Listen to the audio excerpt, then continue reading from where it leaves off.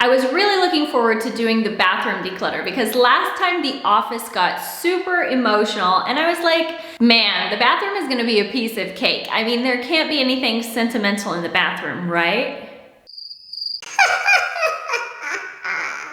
My sweet summer child. Allow me to introduce you to my black toilet paper. Hello. I want you guys to comment below with a door emoji if you're also on a minimalist journey. And I use the door emoji because I always say the hardest part is just walking through that door and getting started. There's a quote that I really love from Peter Walsh, and it goes, "Your home should be the antidote to stress, not the cause of it." And I totally agree with that. What I'm showing you right now is our minimalist bathroom at its absolute messiest, and to me, this is one of the biggest benefits of minimalism. If you get rid of all the excess, it becomes so easy to keep things clean and tidy. Now it's really simple for me to go in and do a quick declutter and clean up because there's hardly anything to clean. And in fact, we find we almost have too much space inside the drawers, which is not a bad problem to have. What's up, fam, and welcome back, or hello if you are new here. My name is Marissa, and in 2019, my family decluttered our entire home down to 8 suitcases, including 30 years of emotional clutter that I had been hoarding, and we moved to Europe. And now I have a whole YouTube channel and blog devoted to helping other women declutter their homes and their lives so that they can live happier and more minimally together. So if you love videos on minimalism and decluttering and you want more ideas on how to live minimally together as a family, I would love it if you would give that like button a little tap tap taparoo and go down and hit the subscribe button to subscribe to our channel. Join our minimalist family because we would love to see you around again more. Like I said, today is episode 5. In part 1, we tackled my kitchen. In part 2, we decluttered the pantry together. In part 3, we decluttered my kids' bedroom, including their toys, books, and clothing. And then last time in part 4 was the office, including a lot of sentimental items that I'd been holding on to after the deaths of my parents and grandparents. And now today in part 5, we're going to declutter our bathrooms.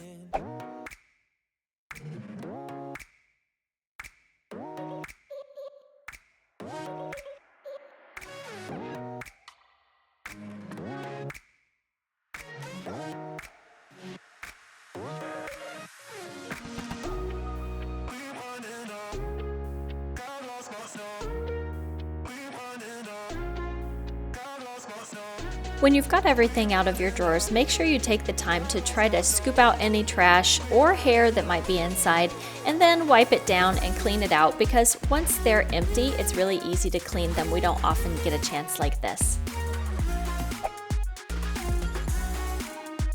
If you use any storage containers to keep your items together, then clean those out as well, because they can get stuff in the bottom. I like to clean it and then set it aside to dry.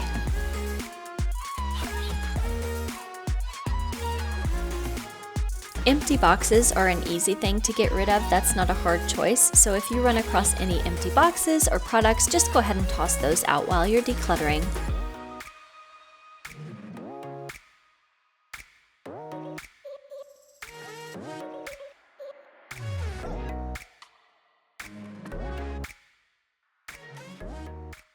Let's talk about bins and trays, because bins and trays and baskets are a great way to organize bathroom clutter. My personal rule of thumb for organizing I think I swallowed a hair. My personal rule of thumb for using bins in the bathroom is to use plastic bins for stuff that's wet, and then use baskets or bamboo or something else for things that's dry. So that's just my personal belief. You can do whatever you want, but I like to put dry things inside of more natural fiber material basket bins, and I like to put wet things inside of plastic or acrylic or things like that.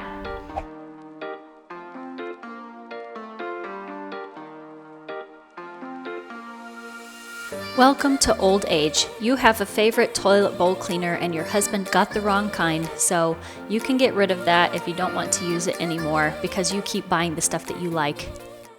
You know how I know I'm making progress on my emotional hoarding is because when my husband dropped the lid to my dead grandmother's glass jar and broke it, I didn't flip out on him. I wasn't absolutely emotionally devastated, and I realized that the memories are inside of me and I have other things that can remind me of her. And yes, I love having this glass jar for our Q-tips. It's nice and it's functional, but I don't need to get so attached to the thing. And I think honestly that if that thing did get broken, I would be a little bit sad, but then also I would think that it had served its purpose in not only my life, but also her life as well. And I would be okay with letting that thing go emotionally. Here are some questions you can ask yourself to decide whether you should keep versus declutter something. First of all, is this product still good? Do I enjoy using this item? When was the last time I used this thing? Would I buy this again today if I had the choice? And is this thing necessary and or functional?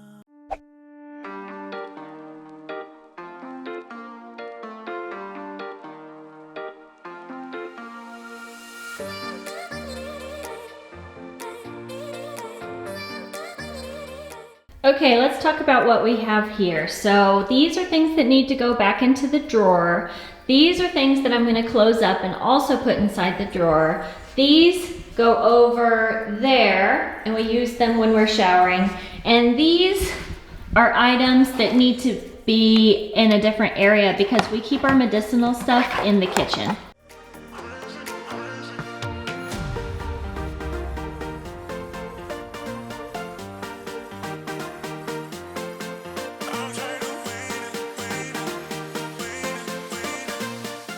What you see right here are the items that we use every single day, and we keep them in a small plastic bin between both the bath and the shower, and all 4 family members can use it and reach it. I was super excited to be able to repurpose the inside of a bento box into small storage for my hair ties and my deodorant and other things that I need in the bathroom drawers. This is so perfect and handy.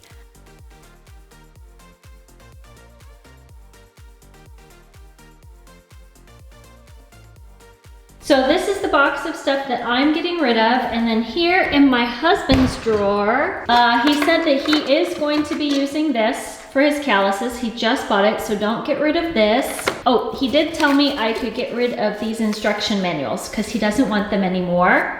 That's something gone. Everything else in here he uses. This is other things that go with this.